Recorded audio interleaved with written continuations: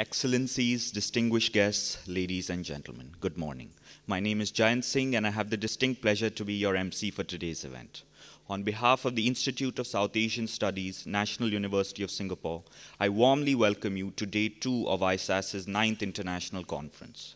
This year's conference is themed The States of South Asia, and now, to start off today's program, I invite Ambassador Gopinath Pillai, Chairman, Institute of South Asian Studies, and Ambassador at Large at the Ministry of Foreign Affairs, Singapore, to deliver his welcome remarks. Ambassador, please. Good morning, ladies and gentlemen. Mr. Easwaran, Minister in the Prime Minister's Department, Second Minister for Trade and Industry, and Second Minister for Home Affairs. Our very special guest, Mr. Chandrababu Naidu, Chief Minister of Andhra Pradesh. High Commissioner, ambassadors, ladies and gentlemen. I'm indeed very happy to be able to welcome you to this 9th international conference that we have. The theme is States of South Asia. On behalf of the Institute of South Asian, I welcome you to this occasion. The conference started yesterday. It was a roaring start with Professor Pratap Bhanu Mehta giving the first address, which woke up everybody. And the question he asked was, is India going through a transformation?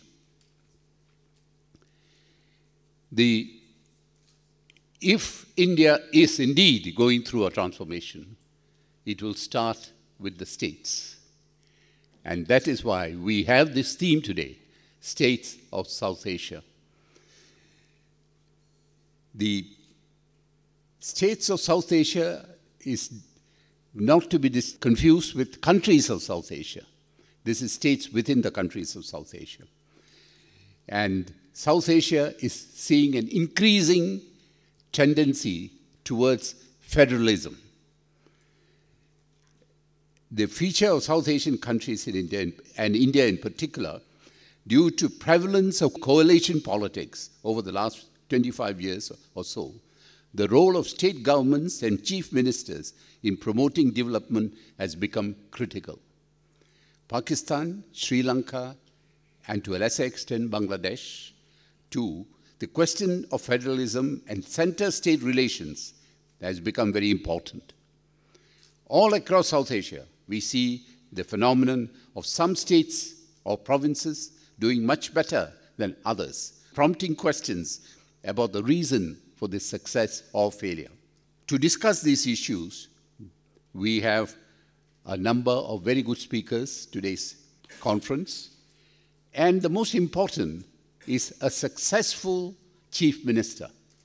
And we are very happy Mr. Chandrababu Naidu has agreed to be here, has come all the way to attend this conference and to give the keynote address. To discuss these, Chandrababu Naidu was the first chief minister of a state in the coalition era to have what we call a national vision. Mr. Naidu was widely acclaimed as the most successful chief minister, but during his tenure as chief minister of undivided Andhra Pradesh for almost 10 years, 1994 to 2004. He was responsible through a series of reforms in transforming Andhra from a middle-ranked state to a top-tier one. He was also the first political leader to use and promote information technology in governance in a very big way. And it was due to his efforts that Hyderabad became known as the Silicon Valley of India, with Microsoft establishing its first center of excellence outside the United States in Hyderabad. Not surprisingly, a popular news magazine reported in 1998 that Mr. Naidu had reinvented the concept of chief ministership in India. Let me also express my gratitude to the guest of honor, Minister Easwaran, for agreeing to give the opening remarks as well as participating in the interactive session after the keynote address. Mr. Easwaran came into politics in 1997 after spending just over 10 years in the prestigious Singapore Admin Service. Today, he has responsibilities in 3 ministries, and he is also chairman of the steering committee overseeing the Indian Heritage Center. Chief Minister, yesterday when you went for lunch in Little India, I was tempted to draw you to come and see this wonderful building that's almost complete. But I didn't want to take that liberty and upset your program. But we will get a chance. It's a very good building, and the man behind it is Mr. Easwaran. Mr. Easwaran is particularly knowledgeable on India, with deep understanding of the economic and political developments in the state. ISAS is honored to have him to participate in this session. Before I end, I wish to thank all the speakers, delegates, participants for being here today, and all our sponsors, partners, friends, and well-wishers. I must also thank my own admin team, led by Johnson, he must be running around somewhere, and his team of Charlie's Angels. His team is almost entirely women with a few men. So he has done a fantastic job. He does that all the time. And I'd like to thank him and his team for doing such a wonderful job. So ladies and gentlemen, I hope you find the conference interesting, and I hope it is beneficial. And we want to continue every year with different themes, and we hope you will participate. Thank you very much. Thank you, Ambassador Pillai, for the welcome remarks. We now invite our guest of honor, Mr. S. Easwaran, Minister, Prime Minister's Office and Second Minister for Home Affairs and Trade and Industry, Republic of Singapore, to deliver his opening remarks.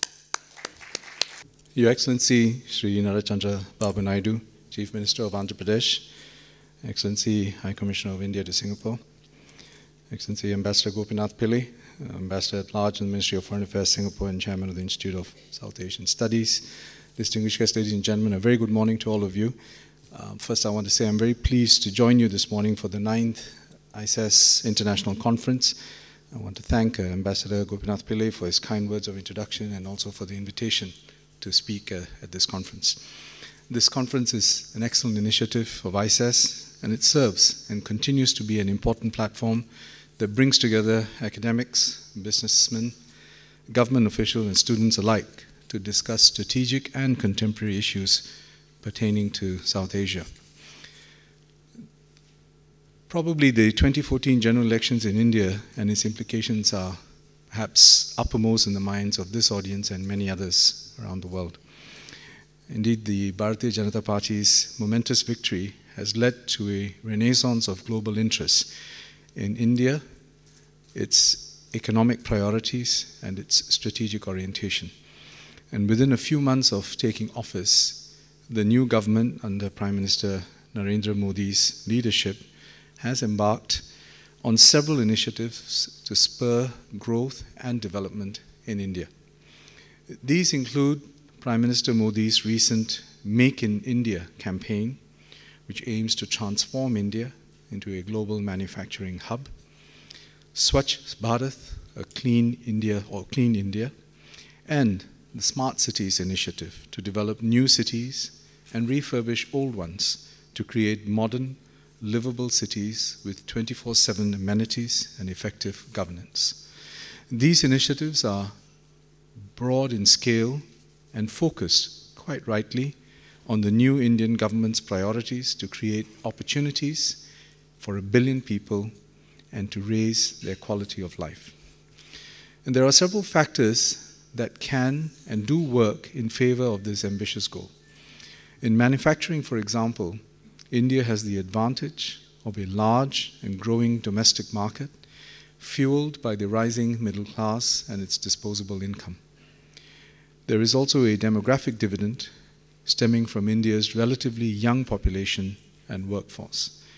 And India also enjoys relative price competitiveness against other manufacturing locations like China. However, India must also overcome certain rate-limiting constraints in order to realize fully the value of this potential. One is in the area of infrastructure, be it power, water, industrial parks, which are essential to industrial development. Another is in the area of skills development, to train and develop the workforce to take on higher value-added activities. And a third is logistics and connectivity to enhance domestic and international supply chains. Whilst India's new thrusts may be domestically focused, I believe they also impel an external orientation. The quest to be a global manufacturing hub, for example, creates a strong impetus for India to look outwards towards greater regional economic integration. The regions of Northeast Asia and Southeast Asia are compelling markets for Indian goods and services. Many Indian companies are already pursuing actively such opportunities by leveraging on economic integration initiatives, such as the bilateral Comprehensive Economic Cooperation Agreement with Singapore and the recently concluded ASEAN-India Free Trade Agreement. In 2013, India was one of ASEAN's top 10 trading partners with a trade volume of about $68 billion, an increase of 24% from $55 billion in 2010.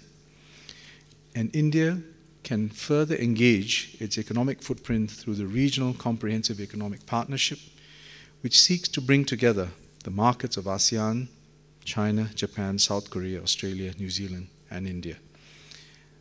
This RCEP would bring about an order of magnitude change in opportunities for Indian companies while attracting investments into India. And in the context of Mr. Chandrababu Naidu's visit, the state of Andhra Pradesh, with its long eastern seaboard and its orientation to this part of the world, I think puts it in a very good position to leverage on this potential.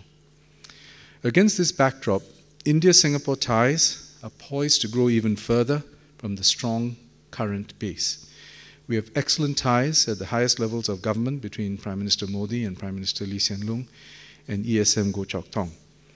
Our national and people-to-people ties are long and deep. In fact, next year, Singapore and India celebrate the 50th anniversary of the establishment of diplomatic relations. There has also been strong momentum in trade and investment flows between our countries. In 2013, our bilateral trade was about 25.5 billion Sing dollars, and India is one of Singapore's top 10 trading partners. With the advent of CECA, Singapore has also become the largest source of investment flows into India. Meanwhile, companies like Tata, Infosys, Wipro, and Punch Lloyd are part of a growing cohort of Indian companies who have established regional headquarters here in Singapore to connect with Southeast Asia, Northeast Asia, and indeed the larger Asia-Pacific region. While our engagement with India has been active at the center in New Delhi, it has also gathered pace at the state level. Individual states, as you've heard, and their links and coordination with the center are key to promoting foreign direct investment and growth.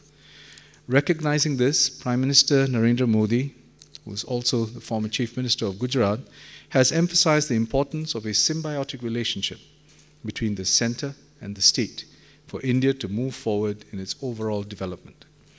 Of late, Singapore has had the privilege of hosting visits from chief ministers of various states in India, including West Bengal, Telangana, Rajasthan, and this week, Andhra Pradesh. As we well appreciate, each Indian state has its own unique strengths, characteristics, and potential. In turn, Singapore companies have sought to channel their capital and limited management bandwidth to states that offer the best alignment in terms of opportunities, capabilities, partners, business-friendly policies, good governance, and effective leadership. Today, we have the pleasure of welcoming Chief Minister Chandrababu Naidu to Singapore and to this conference specifically.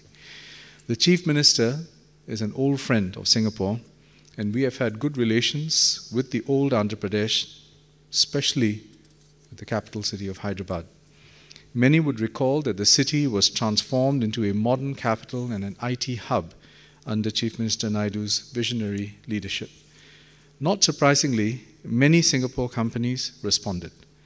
For example, Ascendas established 2 IT parks. Sabana was involved in master planning projects in the city, while our construction companies have also been active in the state. Today, Mr. Naidu is here as the Chief Minister of the newly created state of Andhra Pradesh. I have had the pleasure of engaging him in discussions over the past couple of days. Following the bifurcation which led to the formation of this new Andhra Pradesh, he is here, as it were, with a clean slate, exciting plans for his new state and capital city, and his trademark enthusiasm and energy. He has also met with Singapore government agencies and some of our leading businesses in different sectors.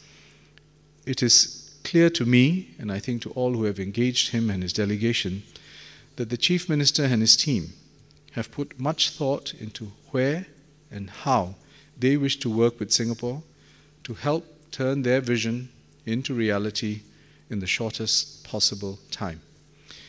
Upon the Chief Minister's request and invitation, we have already nominated Mr. Khoo Teng Chai, who is our Executive Director of the Centre for Livable Cities, to be part of the state's Capital City Advisory Committee. And Chief Minister, we look forward to developing a long and close partnership between Andhra Pradesh and Singapore under your leadership. The hope and prospects for the new Andhra Pradesh are in some ways emblematic of the recent and broader developments in India. There is renewed optimism among the people and enthusiasm and vigor within the business community. It is too early to issue a report card, but the new government has set the tone and the direction. And success will depend very much on how well the plans are executed. And that is where this 9th ISAS International Conference and other similar fora can play a significant role. It is an important opportunity for Singaporean and international businesses to hear directly from the political leaders, gain a nuanced understanding of their plans and priorities, and engage them in dialogue and to give feedback on specific policies and initiatives. It is also an opportunity to hear from expert speakers on specific sectors and also to network and form partnerships that can spur deeper economic and business collaboration, which will ultimately lead to growth and opportunities. So on that note, I want to congratulate ISAS on yet another successful international conference this year, and I want to wish all of you a very productive day ahead. Thank you for inviting me. Thank you.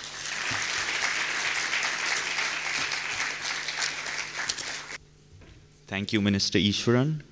Ladies and gentlemen, it now gives me great pleasure to invite our special guest, Shri Nara Chandrababu Naidu, Honorable Chief Minister of Andhra Pradesh, Republic of India, to deliver his keynote address. Chief Minister, please. His Excellency, President of ISAS, Mr. Pillai, His Excellency, Minister and also Second Minister in PM Office, Second Minister in Trade and Commerce and also Home, Her Excellency, High Commissioner in Singapore from Delhi, and respected audience and friends. Let me begin by quoting one of my well-wisher, who is popularly known as Missile Man of India, Dr. APJ Abdul Kalam. Unless India stands up to the world, no one will respect us. In this world, fear has no place. Only strength respects strength. Hearing from Honorable Minister Easwaran. By hearing that, I have given some speech. I am requesting all of you, take it as deemed read, and then I want to go extempo by listening both of them. Singapore is well respected all over the world. Singapore population 50 lakhs, that means 5.5 million or 5 million. India's population, 1200 million. But they are able to do business all over the world.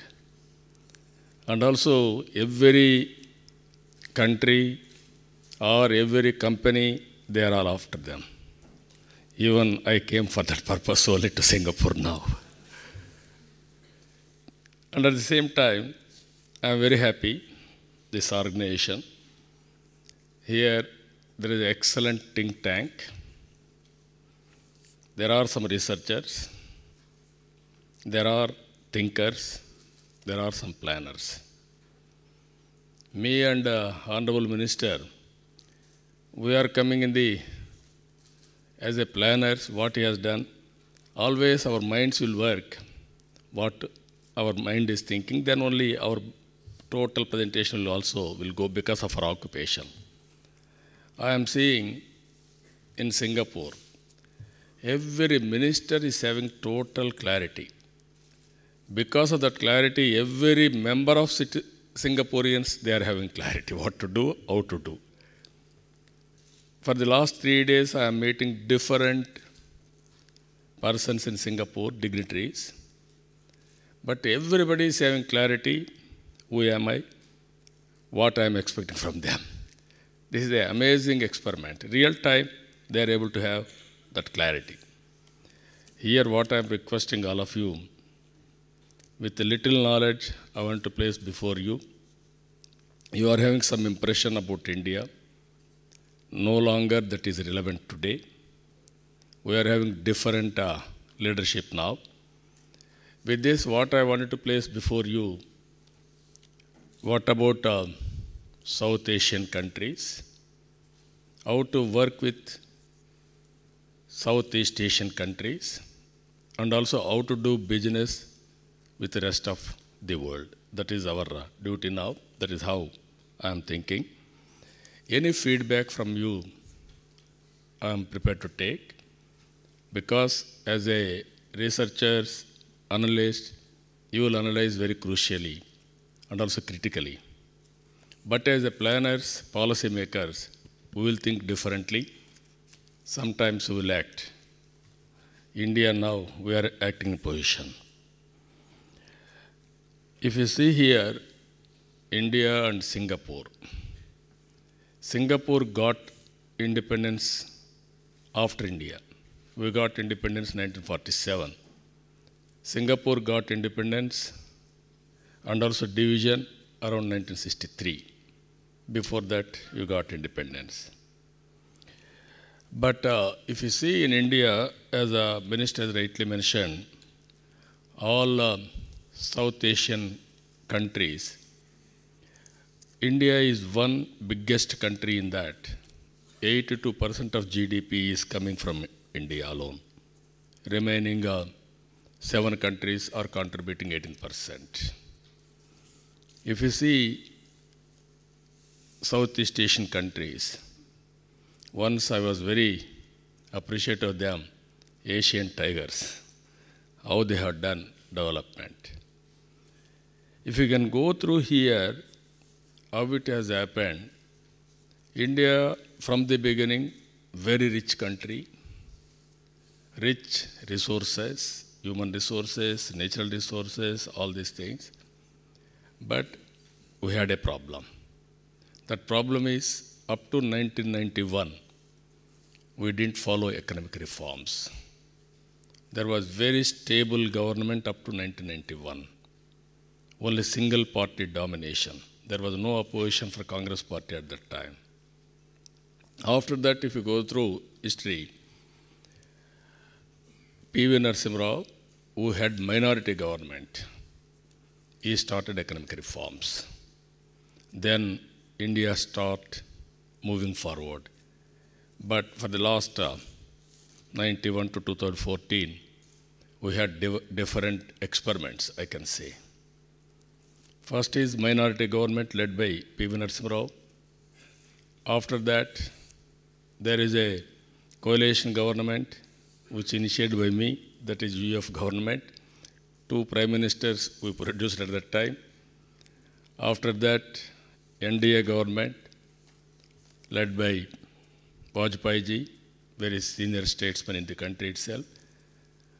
After that, UF government for 10 years,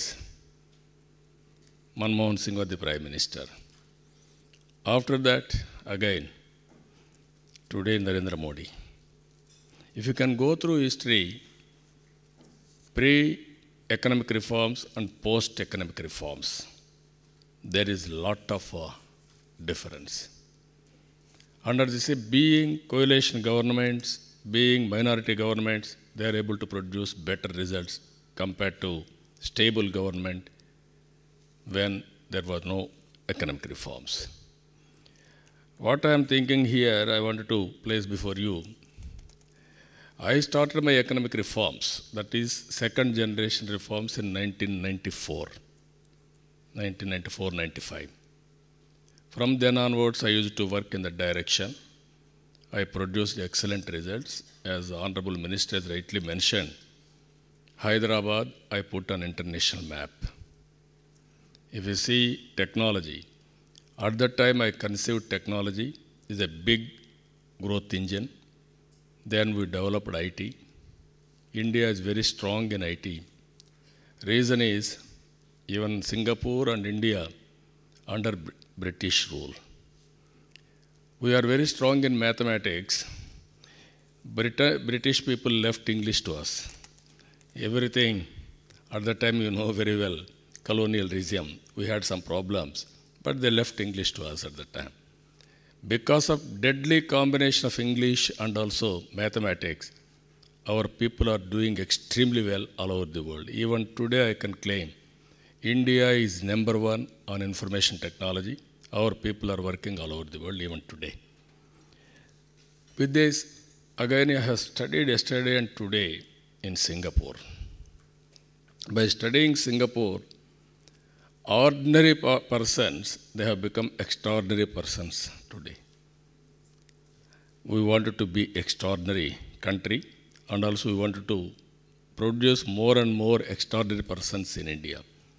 I have seen so many organizations, how dynamic organizations, so many experiments in Singapore they have done. One experiment I have gone to port. If you go to our Indian ports, you cannot stay for 5 minutes. Immediately you have to run. So much of pollution. Not only pollution, air pollution, it is water pollution also. It is sweeping kilometers together. And also industry is also same thing. We are having all these problems. I have seen there. World-class port, container port, totally mechanized, totally computerized. No person was visible. And also they are doing world best transactions. It is a hub now. And also the amount of computerization, finally they told me, very soon we are going to introduce unmanned trucks also. From where they have come is a very interesting experiment. And also some models I have seen, it is amazing experiment in Singapore. Government started some, at that time they don't have money. No investors used to come for investment. Then they promoted companies sponsored by government. It has run very effectively with private sector and also with freedom for professionalism. Now they built so many companies across the organization. Vertical, they developed some organizations, they developed some special purpose vehicles. They have gone, each organization has gone all over the world. They are having private-public partnerships, government-to-government organizations. Now I am thinking in future, what they are earning money in Singapore will be less what you are going to earn money from abroad. That is the reality now. In India, we are having good organizations, if you can go through all these things. Even our NTPC, they are producing nearly around 40,000 megawatts of power. Even our steel authority, They are having excellent power plants, like that ONGC. They have created some wealth.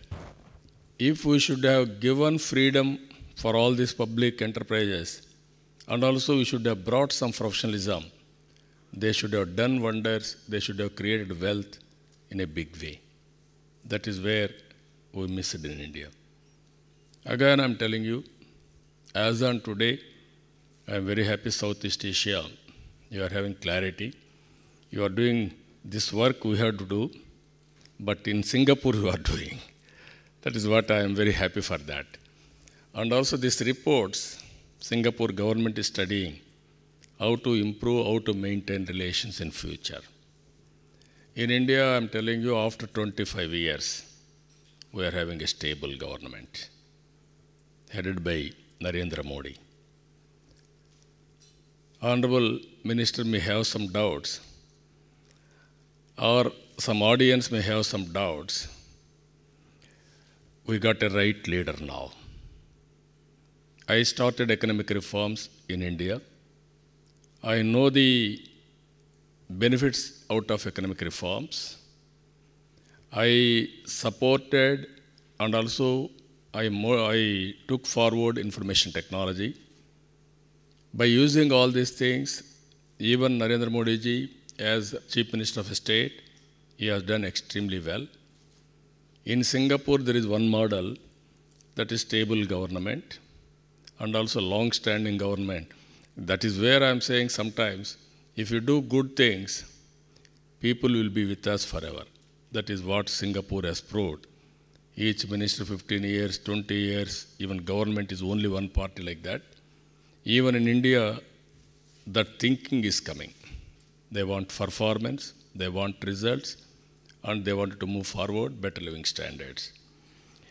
With this, for the last 6 months, you have seen our PM immediately for swearing-in ceremony, he called all SAARC countries. Then he went to BRICS countries, and also after that, Japan, then America, even China, Premier has come to India, that too his native place. Now we are maintaining excellent results. Now he has given a call, Make in India, and also very good call about Digital India, and also Swachh Bharat, and also Jan Dhan, bank inclusion for all citizens. These are all the various programs he has given. Now I am confident 82% of GDP is contributing from our region. Another 10 years, you are going to see different India. As a visionary, I am telling you, India is no more backward country, or in thinking, no more backward. We are having proper leadership in Delhi. Even chief ministers are competing. Always in competition, I will be number one.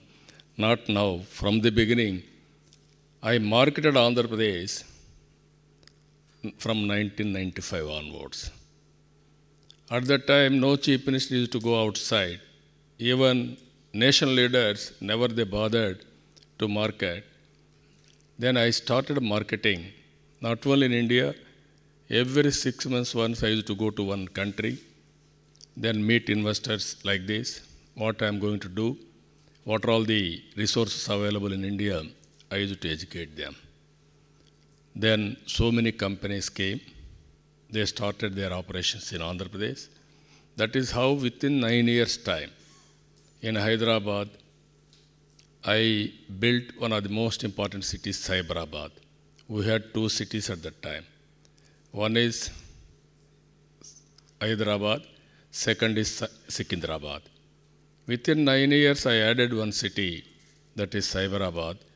It is totally latest economy we introduced there, either information technology, world-class institutions, or world-class infrastructure. You name anything. If you see in Hyderabad, outer ring road, we conceived at that time 165 kilometers, that to 6 to 8 lane road. At that time we conceived. And also world-class airports.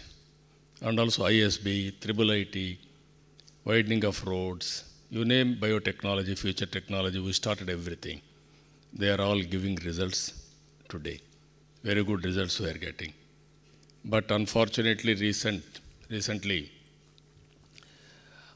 state is divided into 2 states. My party is in both the states. Only the problem why they have done like that, it is a history. They should have done more scientifically. They didn't do that. The UPA government, we are all blaming them always.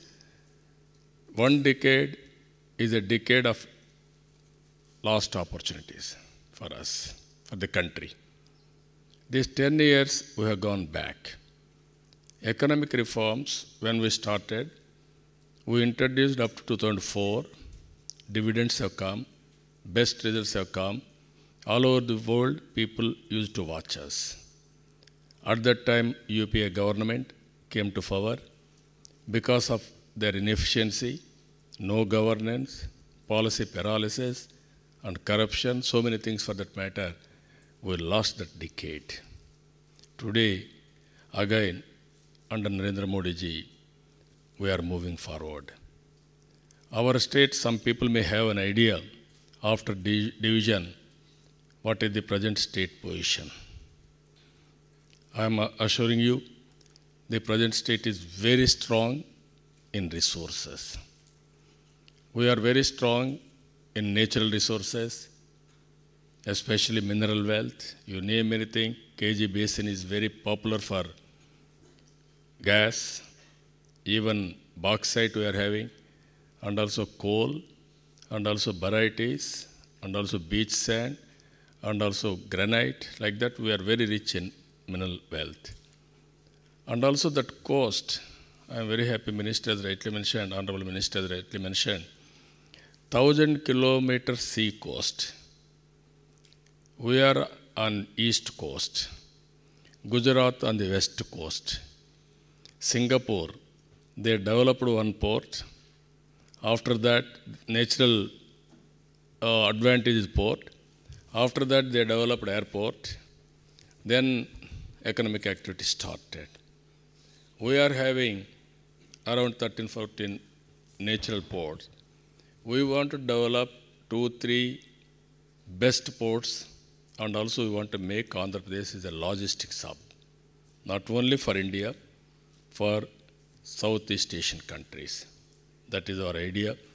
I am confident it will happen. And also interland, 1,200 million population, huge market. There are so many middle classes. Our demography is our advantage.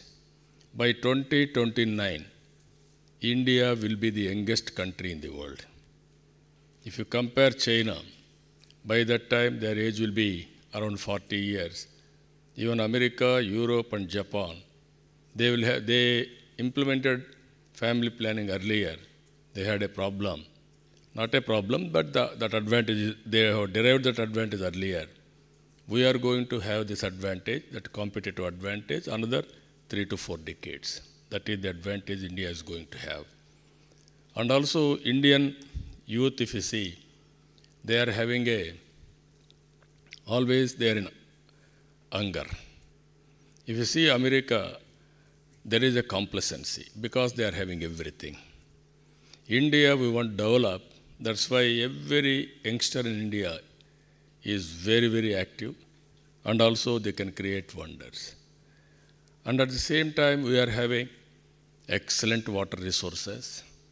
Nowhere in the country this type of water resources except UP, Bihar, West Bengal. By using that water resources, we can go in a big way for agriculture, agro-processing, lot of opportunities. And also one of the best infrastructure there from Chennai to Kolkata road. As on today, they are converting to 6-lane road. Tomorrow it may be converted to 8 or 10-lane road. Even some more roads, one is service road, one is a passenger road like that. And at the same time, in airports, we can create one of the best airports in that area. Apart from all these things, we are having excellent opportunity, capital construction. It was, as a matter of fact, we are in crisis. In crisis, we are searching for opportunities. As a leader in Singapore, always, I am very happy. The government is saying, they won't commit more, they will deliver more. Everywhere, that is the credibility they are enjoying. Even in Andhra Pradesh, I am telling you, one of the most important capital we can construct. Constructing a capital, new brand, and also in virgin land, it is an opportunity for us. Now there is a good competition also, but after I took oath, first time I came to Singapore. The reason is, I know the efficiency of Singapore, integrity of Singapore. I am a friend to Singapore from the beginning. I love Singapore. I want to have good business with Singapore, then only my state will develop. That is how I came. I want to go to other countries for competition. That is the second issue. Today we are having very good resources, I am telling you. And at the same time, excellent people. Our people are very enterprising. I promoted second generation entrepreneurs in a big way. Education, we are very strong. I can say in India, we are number one in knowledge economy. So with all these things, I want to put it in action plan. I am visualizing now. By 2022, which is 75 years of independence, we will be one among three in the country. By 2029, we wanted to be number one in the country. I am assuring you by 2029 or nearer to that time, India will be number one or two in the world. That is my confidence. With the confidence I am telling you, India will move very fast. If you see history, America or developed countries took decades for development. East Asian countries, Asian tigers, they took 20-30 years to develop. Now another 15 years is enough, 10 to 15 years is enough for India. There is a stable government, there is a stable policy, and at the same time there are resources, and also there are people like you who are all researchers, analytical study academicians. You can study all these things and then put before us for policy making also. I am assuring you, this conference, I am very happy. I know Pillai, His Excellency, for the last so many years, he is saying, when he came to Hyderabad and he asked me, you have to come, I cannot say no to him, because from the beginning he was very close to me, and also he is very, very diplomatic. I am afraid of him also. If he say no, then he will play his diplomacy, then I will have a problem with His Excellency with Isran also. So I immediately accepted. At the same time, it is a long due for me to come to Singapore. First visit, I want to come to Singapore. I came here. The amount of support from Singapore, it is very amazing for me. Already, I am doing some business with different people, and at the same time, I am requesting them to cooperate for building new capital. It is a lifetime opportunity for me. It is a legacy for Andhra Pradesh which is creating by me, which is going to create by me. And also it is a one-time opportunity for Singapore also. You may construct some buildings, some townships, some ventures, you can do anything. But constructing capital, which is unique now, it is a one-time opportunity. It will be an icon for Singapore. Yesterday I have seen Marine Bay. 2-3 years back it was not there. Every time Singapore is adding once in 5 years some new addition. By seeing that earlier we used to quote some other buildings or some other ventures, now that is the icon for Singapore. That is how they have developed that building. Like that, we want to build one of the world-class city with all international standards and also with economic activity.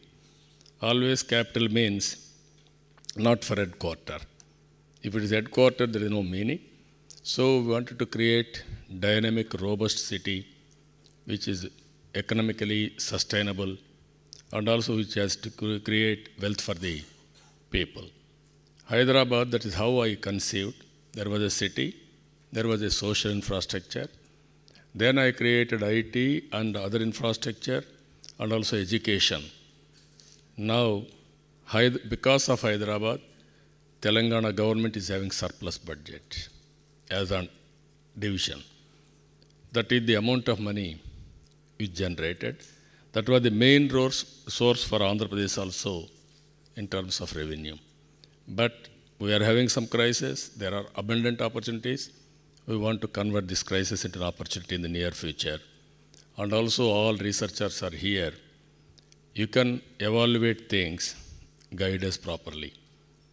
In India, situation has been changed. This South Asia countries research has to be useful for India. If India develops, India moves forward, if you eradicate poverty, if you create good economic indicators for India and also human indicators for India, then it is a lot of development for the world itself. China is moving and also India is moving. If these two countries, other countries will have an influence. Even recent past, our Prime Minister has announced one satellite for SAARC countries also, for overall development. That is how we are working. Even as a policy maker, I am telling you, we have given very good subject. We have to maintain good relations with everybody. Either it may be countries, within the country, it may be states. My state, if you see, one side Telangana, after division, that is TRS government. Another side Tamil Nadu, that is ADMK government. Another side Orissa, that is Naveen Patnaik BJD government. Another side Karnataka, that is Congress government. Delhi, NDA government. I have to deal 5 governments now. But as a matter of fact, we are interested in public and we will maintain good relations. One example I am giving you. Recently we had a cyclone in Visakhapatnam, Hudhud Tufan. This cyclone devastated very badly. Immediately I contacted center. Next 36 hours, PM came to that site. He announced 1,000 crores as the first installment.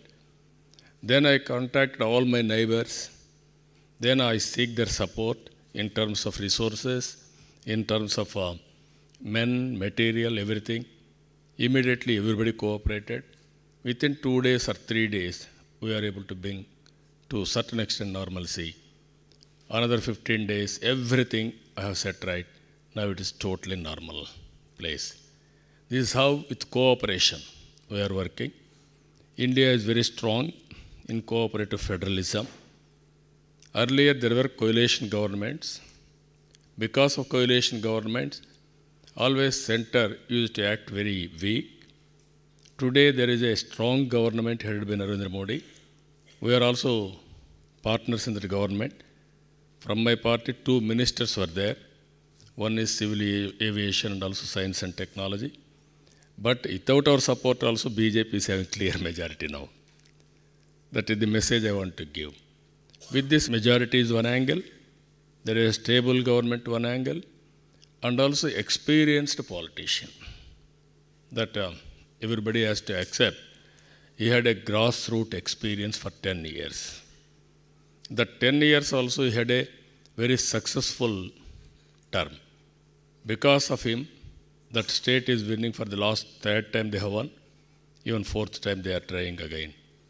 So with all these things, he is a very seasoned politically and also very shrewd in reforms and also executing his policies. This is where I am requesting all of you. You go through all these things. I am very happy. And also you have to do some marketing for me also for getting my investments. That's why I came here. Pillai, I'm very happy. His Excellency will do that job. With this, again, I always, for the last 3 days, I am seeing His Excellency Ishwaran. I am amazing to see the enthusiasm and also energy in them. They are talking to me and also analyzing. To get some more information, he is talking more and more with me. I am very happy for that. And also we are having some brainstorming sessions, how to go about. Their integrity is very high. We have to maintain transparency on various issues. And he is guiding me how to go about all these things. Same tempo when I went to His Excellency Shanmugam, His Excellency our Shanmuga Sundaram, and also go Chaktong. Everybody, they are encouraging me like anything. With this, I am confident Singapore will be replicated in Andhra Pradesh. That is my desire, that is my dream. I am confident India will achieve it. In that, Andhra Pradesh will be in the forefront. For this, I need all our cooperation. Even researchers, you have to do so much of research, guide us. Analytical evaluation, you can do it. You send it to us. We are prepared to accept, which are all practical and feasible. With this, I really appreciate so many people, even till yesterday, RBI Governor Subbarao also is with you now.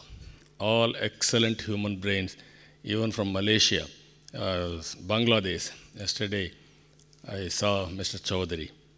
Like that, so many excellent brains are here. With our academic work, policy makers can use it, and then we can transform South Asian countries itself. So we are all with you. Again and again, I will come very often to you. One reason to know from you, to listen from you, and at the same time, to market my state, and also to market my country. With this, I am thanking all of you. Thank you, one and all.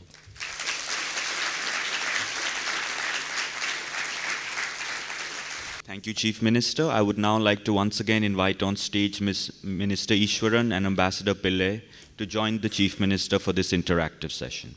Ladies and gentlemen, this session will be moderated by Chairman Pillai, and I will now hand over the session to him. Before I ask for questions and comments, I want to rectify one serious omission on my part. In my welcome speech, I had omitted to welcome and thank the members of Chief Minister's delegation. I did not mention them. I took it for granted they are welcome. But I think that's an omission on my part.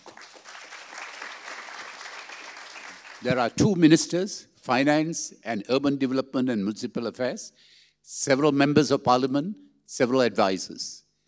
I welcome them all, and I thank you for coming. I hope your stay will be a good one. Can I have the first question? First question is always the most difficult. Yes. Sir, morning. This is Dr. Ranjit Mehta from PhD Chamber of Commerce and Industry, New Delhi. Thank you very much indeed. It's a pleasure being here. It's my question to Mr. Naidu. Sir, you have been known for the innovation in the country. You were the first Chief Minister who had started when there was internet in India in 1998. You were the person who started the digital, conferencing in India of all your district magistrates. What is what is the new innovation that you are going to do in this term? Thank you, sir. Life is a continuous struggling. As you rightly mentioned, I started information technology around 96, 97. First time, Bill Gates introduced internet. He brought revolution in the world. Then, before that, in 1984, I computed all my party records. At that time, standalone system, not networking, computers needs AC also. We provided AC, everything at that time. After that, he brought revolution. All the way, he had to, just now, Dr. Pillaji is mentioned, I went Bill Gates with great difficulty. Ultimately, I convinced him to come to Hyderabad to start his operations. That is how, after Seattle, he started information technology. There are so many challenges if you see. Technology is available for everybody. Even ideas are having everybody, but only some people can convert ideas into action.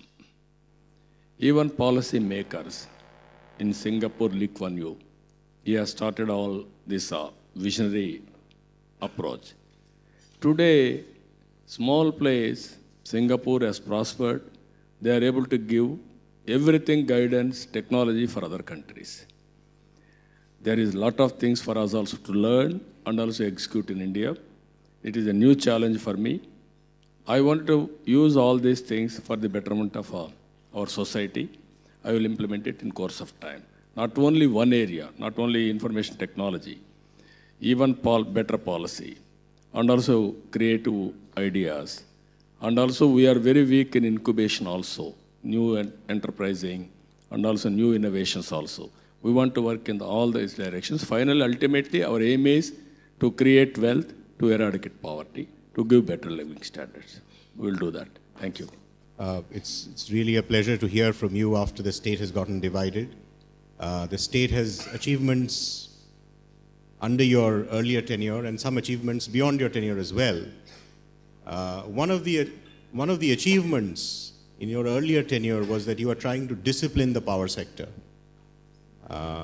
by charging subsidized tariffs to poorer farmers, which was then reversed, and there's free electricity for farmers today. You set up a very, very competent regulatory organization within the state.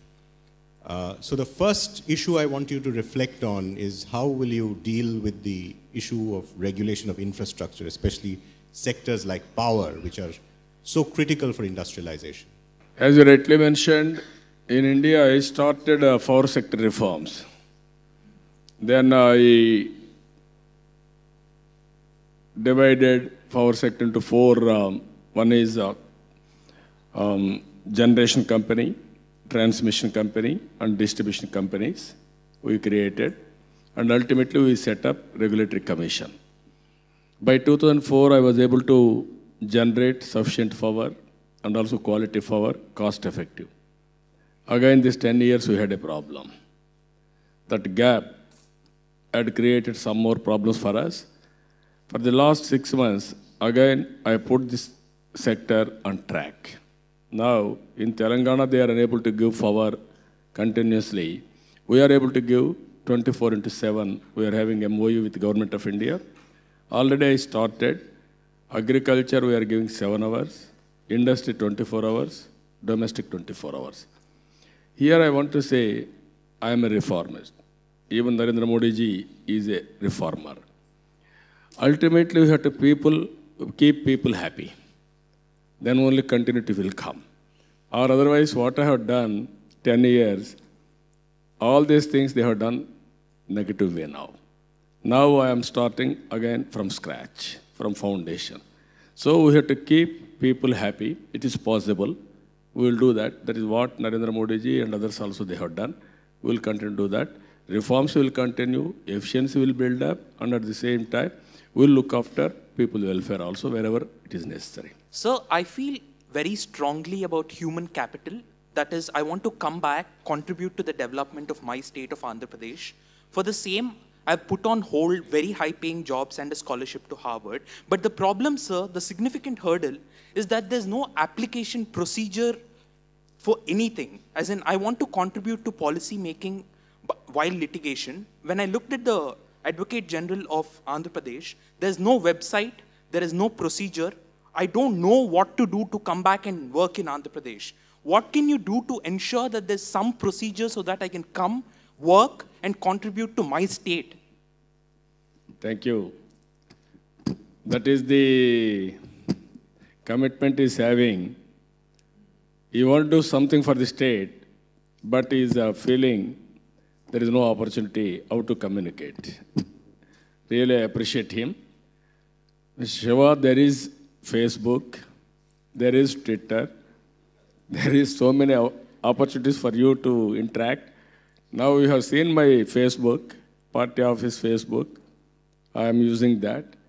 So you can use all these things. Can you do that? I am also changing the minds of our people now, slowly, one by one. They are having a mindset, why should we use Facebook? Why should we update Facebook? What we are going to get? Or website, what is going to get? I am telling you, year afterwards, there is all government departments, everything, I want to put it on website. My transactions, if you can go through, it is available on the internet. CM dashboard or dashboard for the government. All services, real time you can have it. There are certificates, regulatory functions, it is online. And also even government information, reservoirs, what is the water, what is the flow, what is the utilization, rainfall, agriculture. Even I am using Aadhaar account, even scholarships online they can take. Long back I want to have some MOU with the Singapore government for information computerization. It didn't materialize. Now I am very keen to work with them. If they accept, national computer systems will have joint venture. We will promote in India bandwidth and also total contents and also governance online. These are all the various issues. I am very happy. You are having that type of suffocation. It is a good indicator for growth. I really appreciate your commitment. We will provide everything possible. There is a lot of opportunities in India to work. I am assuring you, we will create that environment. Thank you. I'm Suryanarayan from the Institute of South Asian Studies. So you have said that apart from seeking cooperation with Singapore for the development of the reconstituted state of Andhra Pradesh, you would also be going to countries like China and other countries, Japan perhaps, for the sake of generating competition. What are you expecting from these different countries?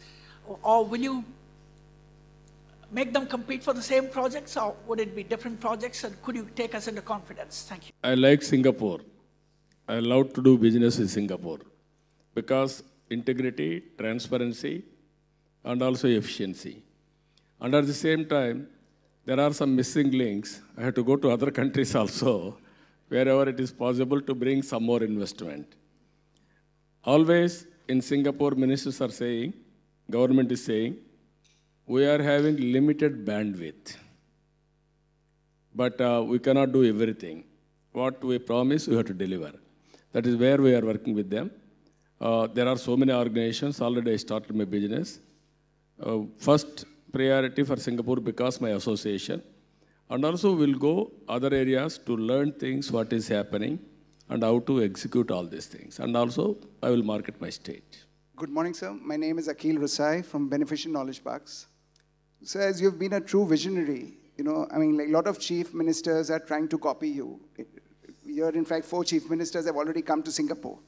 So what's going to be the true value proposition for Singapore investors to invest in Andhra Pradesh compared to the other states? Government is an efficient government. I can give clearances across the table. And at the same time, there is a transparent policy. Yesterday also, I'm very happy. We had 7, 8 companies, all top companies in Singapore. All CEOs are there.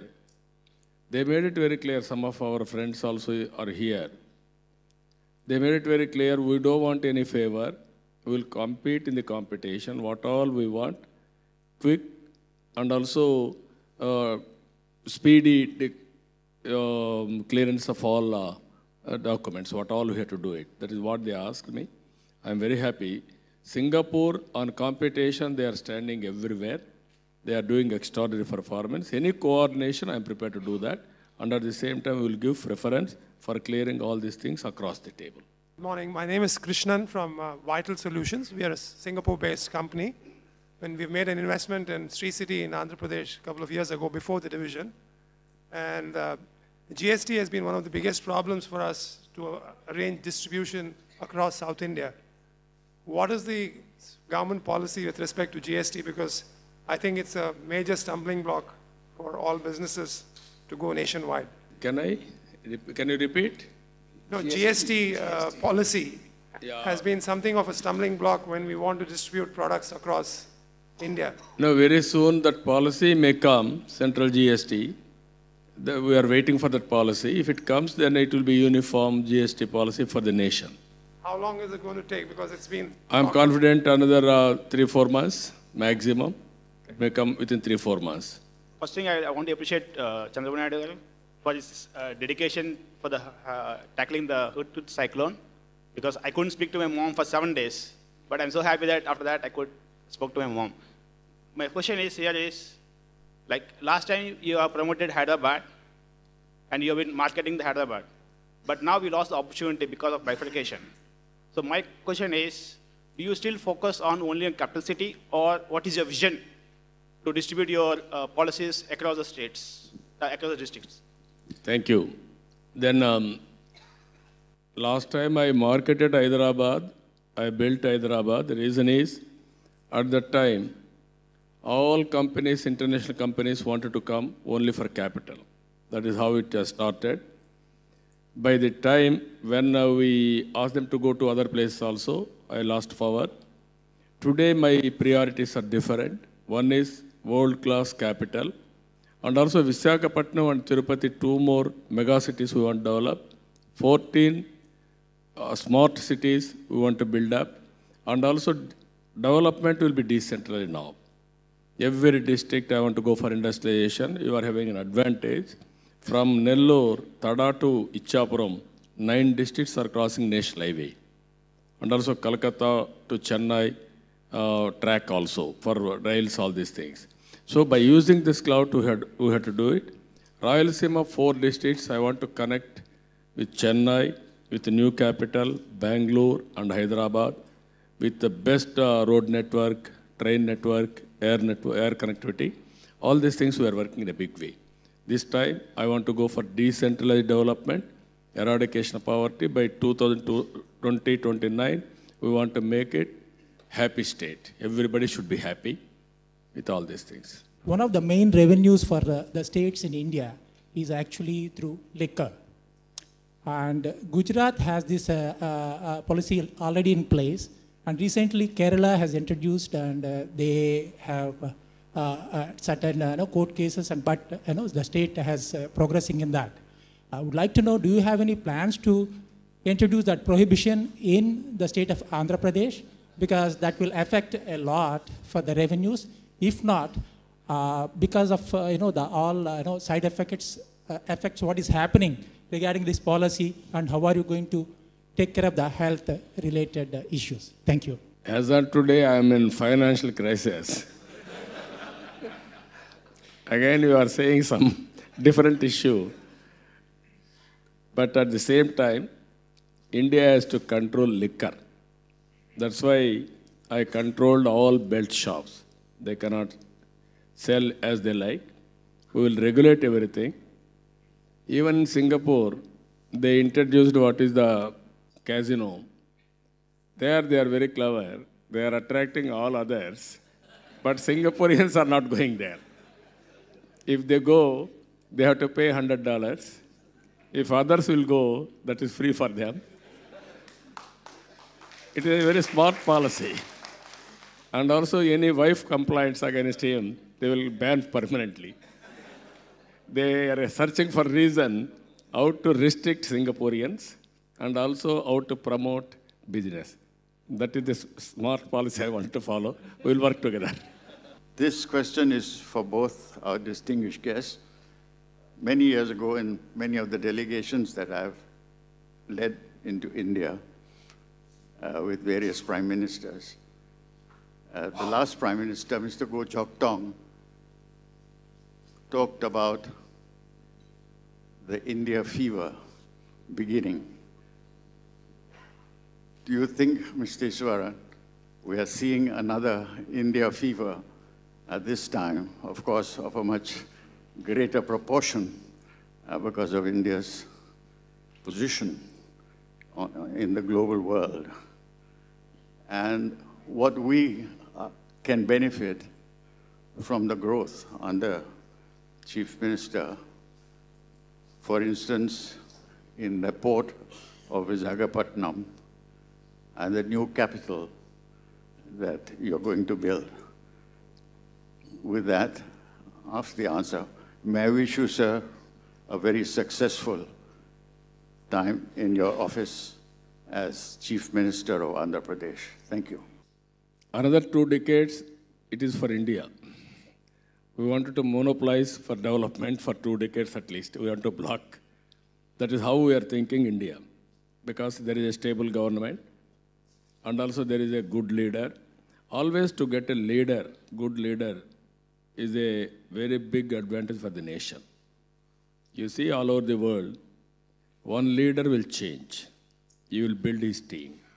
And also he will have a vision. He will execute. He will totally will change his people's fate. That stage we got now. I am very confident it will be done. And at the same time for Singapore, it is an advantage. From India, nearest is Singapore. It will be a hub for us. As on today, so many Indian companies are located in Singapore. Even tomorrow, there may be more companies will come to Singapore.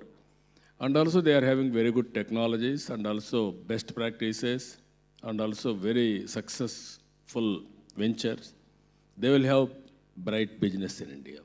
That is what I am thinking. I am very happy. As I rightly mentioned, it is a win-win situation for both of us. Their Singapore government and our Singapore companies has to enhance their bandwidth now. That is only the issue. Otherwise, it is only a replication model. Thank you. I'm not a medical expert, but you know, a fever is usually an immune reaction and it's a passing phase. What you really need is a sustained engagement. And I think when then Prime Minister Goh Chok Tong used that term, it was because at that time, the reforms in India came as a breath of fresh air and a surprise, and there was a strong reaction to it. But if you look at how we've engaged India over the years, since then, it has been more, I would characterize it as a very sustained, long-term partnership.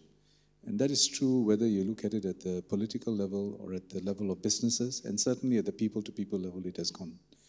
So that will really be the basis on which we will continue to engage. So a lot of our discussions with the Chief Minister here and the central government leaders has been on that basis.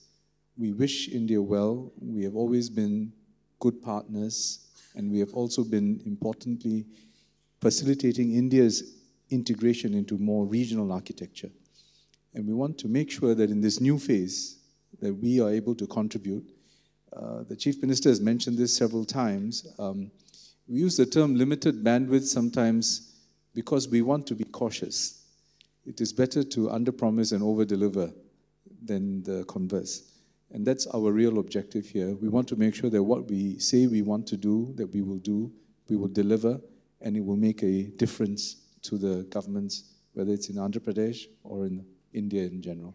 So I would characterize it in that way, and we are in a process of trying to establish where are the priority areas and where we can contribute together with our business community.